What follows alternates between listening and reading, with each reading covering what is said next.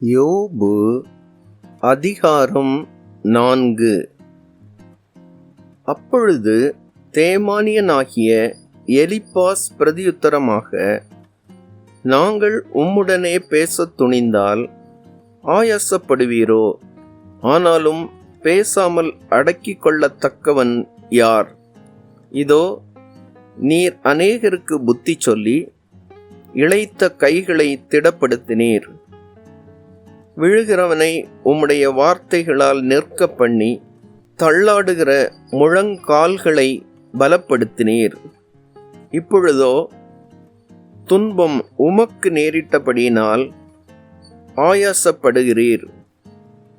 அது உம்மை தொட்டதினால் கலங்குகிறீர். உம்முடைய தேவ பக்தி உம்முடைய உறுதியாயும் உம்முடைய வழிகளின் உத்தமம் உம்முடைய நம்பிக்கையாயும் இருக்க வேண்டியதல்லவோ? குற்றமில்லாமல் அழிந்தவன் உண்டோ? சன்மார்க்கர் அதம் பண்ணப்பட்டது எப்போ? இதை நினைத்து பாரும். நான் கண்டிருக்கிறபடி அநியாயத்தை உழுது தீவினையை விதைத்தவர்கள் அதையே அறுக்கிறார்கள். தேவனுடைய சுவாசத்தினாலே அவர்கள் அழிந்து அவருடைய நாசியின் காற்றினாலே நிர்மூலமாகிறார்கள். சிங்கத்தின் கெர்ச்சிப்பும் துஷ்ட சிங்கத்தின் முழக்கமும் அடங்கும். பால சிங்கங்களின் பற்களும் தகர்ந்து போம். கிழச்சிங்கம் இரை இல்லாமையால் மாண்டு போம். பால சிங்கங்கள் சிதறுண்டு போம். இப்போதும் ஒரு வார்த்தை என்னிடத்தில் இரகசியமாய் அறிவிக்கப்பட்டது. அதனுடைய மெல்லிய ஓசை என் செவியில் விழுந்தது.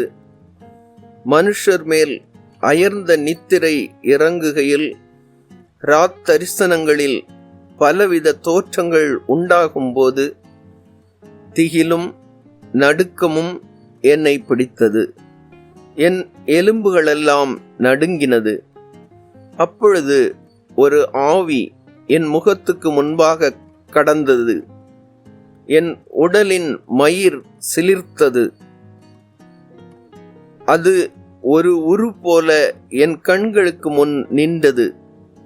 ஆனாலும் அதன் ரூபம் இன்னதென்று விளங்கவில்லை. அமைதல் உண்டாயிற்று.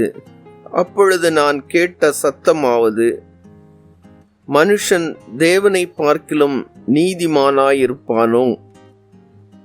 மனுபுத்திரன் தன்னை உண்டாக்கினவரை பார்க்கிலும் சுத்தமாயிருப்பானோ?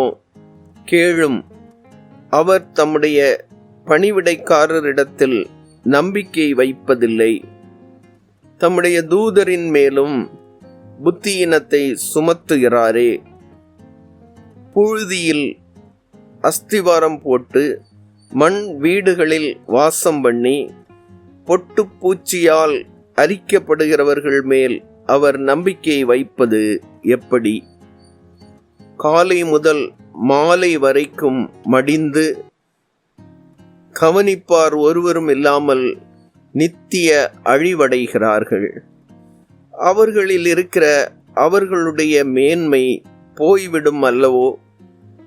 ஞானமடையாமல் சாகிறார்களே என்று சொன்னான்.